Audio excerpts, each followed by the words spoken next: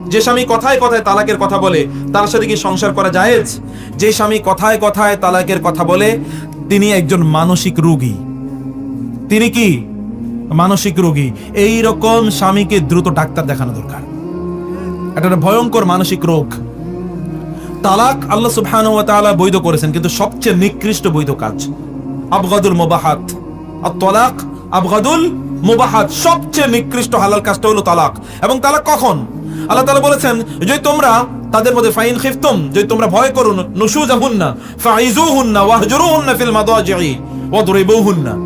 আল্লাহ তাআলা বললেন, কোন একজন পুরুষ, শুনুন তালাকের আলোচনাটা করে রাখি, যদি আপনার পারিবারিক জীবনে তো বিভিন্ন টেনশন থাকতেই পারে, আপনার স্ত্রী ঠিকমতো কথা শুনছে না, স্ত্রী ঠিকমতো চলছে না, ইত্তকার যদি কোনো বিষয় থাকে, তাইলে আপনি আপনার স্ত্রীকে সংশোধনের জন্য আপনি দায়িত্ব নেন। কি করবেন? ওয়াজ নসিহত করবেন। কি করবেন? ওয়াজ নসিহত, তাকে নসিহা করবেন যে এই কাজগুলো করতে হয় না, এই কাজগুলো করতে হয় না। বাসায় যখন যাবেন তখন স্ত্রীর জন্য একটা গোলাপ নিয়ে যান। গোলাপ নিয়ে যেতে পারবেন না? এই যে যুবকরা যারা যারা আছে, আপনারা বলবেন গোলাপ দিতে হয় কাকে? স্ত্রীকে নাকি অন্য কাউকে? গোলাপ দিতে হয় স্ত্রীকে।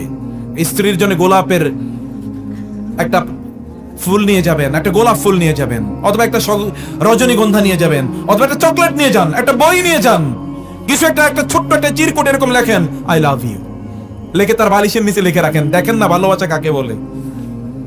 এগুলো রোমান্টিক। এই যে রোমান্টিক যে বিষয়গুলো আল্লাহ রাসূল এগুলো করেছেন। কি করেছেন? তিনি কি করেছেন? আয়েশা রাদিয়াল্লাহু তাআলা আনহা রাসূল সাল্লাল্লাহু আলাইহি ওয়াসাল্লাম ঘরে ঢুকলেন। আয়েশা বলেন, ইয়া রাসূলুল্লাহ, আমাকে একটা দোয়া করে দেন না।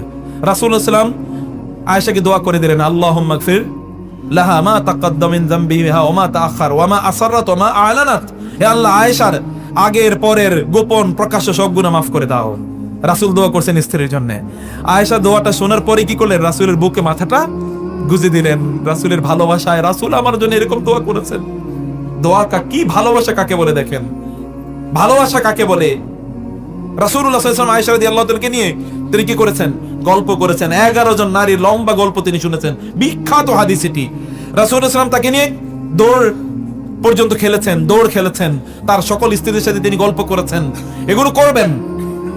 এটা হলো 1 নম্বর কাজ, তাকে নসিহত করা, তার সাথে ভালোবাসার লেনদেন করা, তার প্রতি রহমত করা, অনুগ্রহ করা। স্ত্রীরাও এই কাজগুলো করবেন। স্বামী যখন বাইরে যায় কতগুলো চিঠি লিখে দেন, স্বামী তুমি ভালো থেকো, তোমাকে আল্লাহ ভালো রেখুন, তুমি সেখানে নিরাপত্তার মধ্যে যেন থাকো, তুমি শরীরের প্রতি নজর রেখো, আমি তোমাকে প্রচন্ড ভালোবাসি, তোমাকে মিস করবো, এরকম কথাগুলো লিখে দেন। তাহলে দেখবেন ভালোবাসা প্রগাঢ় হয়। আল্লাহ তাআলা বলেছেন, ওয়া জাআলা বাইনাকুম মাওয়াদ্দাতাও ওয়া রাহমা, তোমাদের মধ্যে আল্লাহ তাআলা মাওয়াদ্দা মানে হচ্ছে পাগলের মতো ভালোবাসা, ইন্টেন্স লাভ। এই লাভ আল্লাহ তাআলা স্বামী স্ত্রীর মধ্যে তৈরি করে দিয়েছেন। রহমা, একজন আরেকজনের প্রতি অনুগ্রহ করবে। এই যে বুড়োরা আছেন, বুড়োরা স্ত্রীদেরকে ভালোবাসেন কেন? আমি তো আমার নানিকে, আমার নানা নানি, দাদা দাদিকে দেখেছি, দাদাকে দেখি নাই, নানা নানিকে দেখেছি, তারা একসাথে বসে, বৃদ্ধ কিন্তু একসাথে বসে তারা গল্প করছে। গল্প করেন না? ভালোবাসা তো ফুরিয়ে যায় না, কারণ যৌবনের ইস্যু না, ভালোবাসা সর্বদাই এটা থাকতে হয়।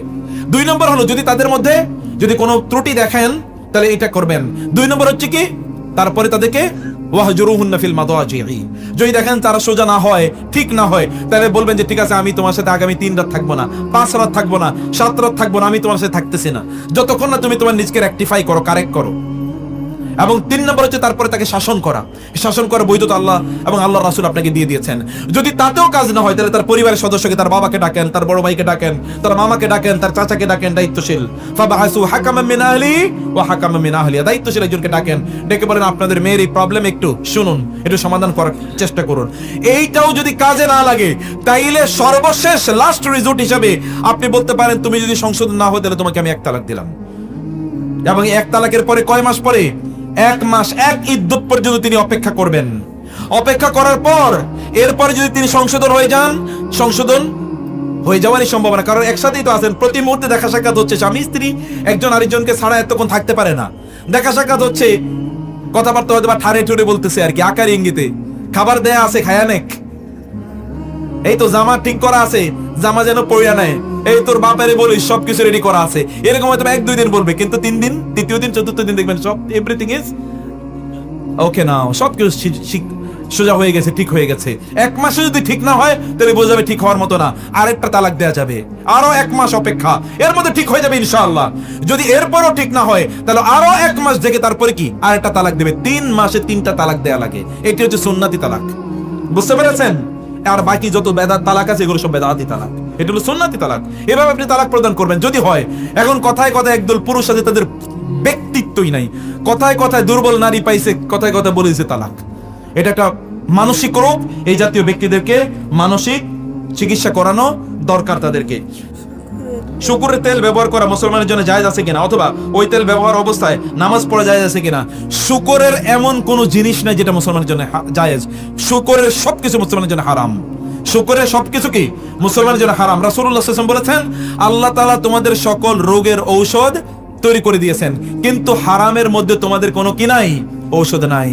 হারামের মধ্যে তিনি তোমাদের কোনো ঔষধ রাখেন নাই। অতএব আল্লাহ তাআলা কি হালাল জিনিস কম দিয়েছেন নাকি? লাম ইউনজিরিল্লাহু দাআন ইল্লা আনজালা মাহু দাওয়া। আল্লাহ যত রোগী নাজিল করেছেন সকল রোগের সাথে একটা দাওয়া, ঔষধ নাজিল করে দিয়েছেন।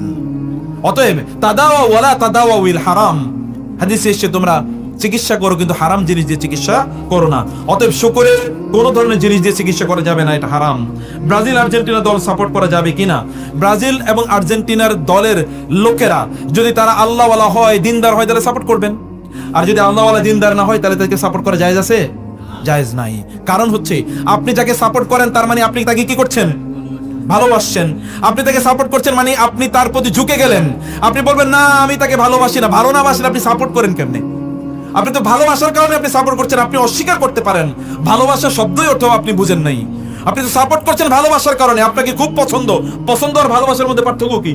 আই লাইক দিস, এই দলটাকে, এই গ্রুপটাকে আমি ভালোবাসি, আমি পছন্দ করি, means that I love them. আর যে যাকে ভালোবাসবে কিয়ামতের দিন সে আনতা মা মান আহবাবতা, তুমি যাকে ভালোবাসো তুমি তার সাথে থাকবে। তাআওয়ানু আলাল বিররি ওয়াত তাকওয়া ওয়া লা তাআওয়ানু আলাল ইসমি ওয়াল উদওয়ান। 1 নম্বর কথা। 2 নম্বর কথা হচ্ছে তারা যে কাজগুলো করে, এই কাজগুলো করার জন্য কি আল্লাহ তাআলা মানুষকে বানাইছে? আচ্ছা, ফুটবল খেলার জন্য আল্লাহ তাআলা মানুষকে বানাইছে, এই কথা কারা কারা বিশ্বাস করেন? একজনও বিশ্বাস করি না। আল্লাহ তাআলা কি কারণে বানিয়েছেন? ওমা খালাকতুল জিন্না ওয়াল ইনসা ইল্লা লিয়াবুদুন আফা হাসিবতুম আন্নামা খালাকনাকুম আবাসা ওয়া আন্নাকুম ইলাইনা লা তুরজাউন। তোমরা কি মনে করছো তোমাদেরকে খেলাধুলার করার জন্য আমি বানিয়েছি আর তোমরা আমার কাছে ফিরে আসবে না? আপনার কি মনে হয় না যারা এই কাজগুলো করছে তারা আল্লাহ তাআলা যে মিশন দিয়ে তাকে পাঠিয়েছে এই মিশনের বিরোধিতা করছে? বিরোধিতা করলে আপনি তাকে সাপোর্ট করেন কিভাবে? 2 নম্বর কথা। 3 নম্বর কথা হলো তারা যখন এই কাজগুলো করে, এই কাজগুলো করার সময় কি তারা শরিয়ার সব আইন মেনে তারা কাজটা করে? শরিয়ার আইন মেনে কাজ করে? একজন মুসলিম পুরুষের জন্য কি টাকনুর উপরে কাপড় খোলা কি তার জন্য জায়েজ আছে? তার সতর কতটুকু? এতটুকু তো তার সতর। যতক্ষণ তার এই টাকনুর উপর কাপড় থাকবে ততক্ষণ কয়টা কবিরা গুনাহ হবে? কয়টা কবিরা গুনাহ হবে? প্রত্যেকটা মুহূর্তে কবিরা গুনাহ হবে। নাকি নাকি একবার 1 ঘন্টা 2 ঘন্টা 5 ঘন্টা রাখলো একটা কবিরা গুনাহ হবে? যতক্ষণ রাখছে ততক্ষণ কবিরা গুনাহ হতেই থাকবে, হতেই থাকবে। কাজটা কিভাবে আপনি সাপোর্ট করছেন? কিভাবে আপনি কাজটি সাপোর্ট করেন? আর 4 নম্বর, এর মধ্যে তো অশ্লীলতা আছেই। এর মধ্যে তো অশ্লীলতা আছেই। এখানে নামাজের কোনো গন্ধ নাই, আপনিও নামাজ পড়ছেন এবং এটি নিয়ে আপনি প্রতি মুহূর্তে আপনি ব্যস্ত থাকেন। ফলে আপনাকে আল্লাহ তাআলা এই জন্য তৈরি করেন নাই। রাসূলুল্লাহ সাল্লাল্লাহু আলাইহি ওয়াসাল্লাম যে খেলার কথা আপনাকে বলেছেন সেটি আপনি করুন। তিনি 3টি খেলার কথা বলেছেন। 3টি খেলা কি কি বলেন তো? কে বলতে পারেন? ঘোড়দৌড়, তীর নিক্ষেপ এবং সাঁতার। সাঁতার শিখবেন, বাচ্চাদেরকে সাঁতার শিখাবেন। এটা আপনার রাসূলের নির্দেশ, এটা আপনার রাসূলের নির্দেশ, এটা সুন্নাহ। এটা করবেন ইনশাআল্লাহ, এটি আপনারা করেন ইনশাআল্লাহ।